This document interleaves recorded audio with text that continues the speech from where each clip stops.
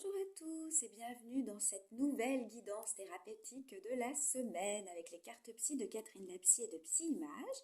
Alors aujourd'hui vous avez le choix entre le cadre orange et le cadre vert et je vous dis à tout de suite groupe 1 pour votre thérapie de la semaine. Bonjour groupe 1, alors vous avez le traumatisme. Alors le traumatisme c'est un mot qui peut faire peur parce qu'on croit souvent que le traumatisme, c'est un événement spectaculaire qui nous a nécessairement fait frôler la mort, en fait. Mais c'est vraiment une définition restrictive, en fait, du traumatisme. En psychanalyse, le traumatisme, c'est quelque chose qui fait effraction au niveau psychique. Et en psychotraumatologie, c'est une situation émotionnelle dans laquelle ce que nous ressentons dépasse les capacités de régulation émotionnelle de notre cerveau. Alors ça crée un stress qui libère une quantité importante de substances chimiques dans notre corps et ces substances ont en partie pour effet d'accélérer notre rythme cardiaque pour nous permettre de réagir corporellement à la situation. Alors si la situation elle dure trop, cette accélération de notre métabolisme, elle devient potentiellement un risque vital pour nous. Notre cerveau va mettre en place à ce moment-là des stratégies qui lui permettent de s'adapter et qui auront des conséquences psychologiques en nous. Donc des situations qui paraissent anodines à l'âge adulte, elles peuvent être aussi traumatiques pendant l'enfance.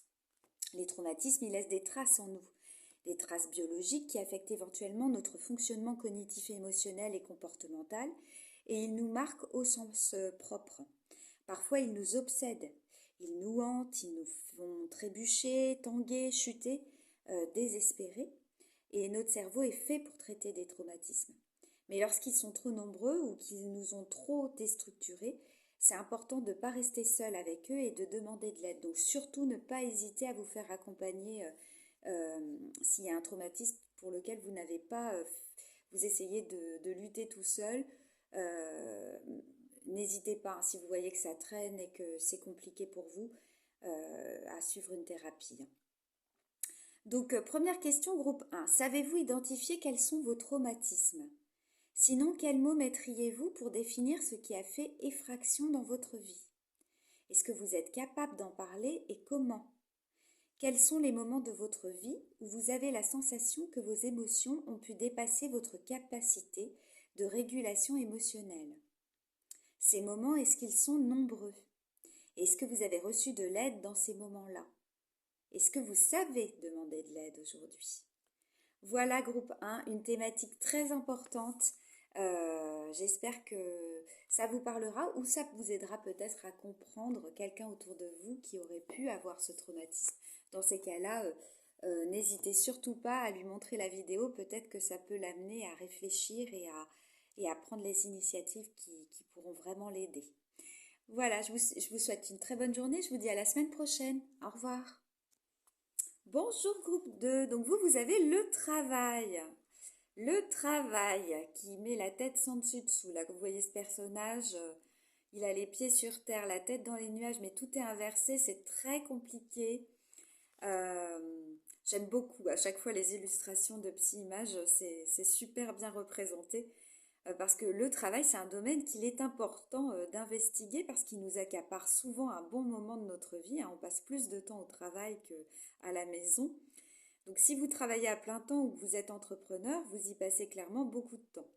C'est donc vraiment primordial à la fois d'y être bien et de savoir se préserver en n'en faisant pas trop non plus.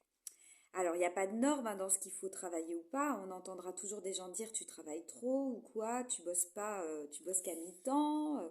Enfin bon, des remarques qui n'ont pas de lien avec notre vérité.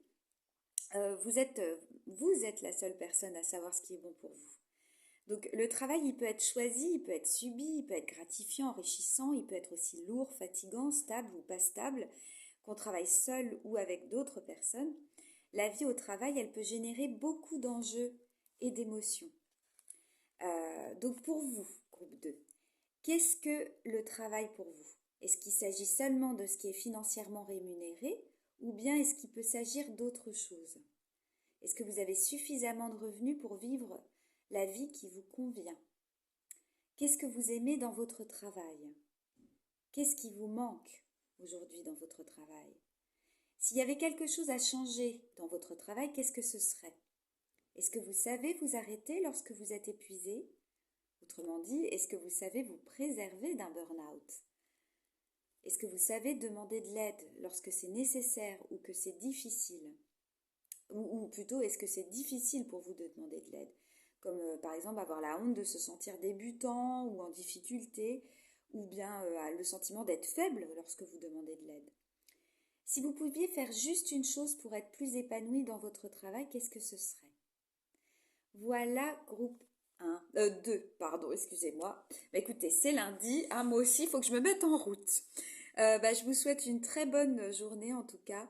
Et puis je vous souhaite une très bonne thérapie et je vous dis à la semaine prochaine. Au revoir.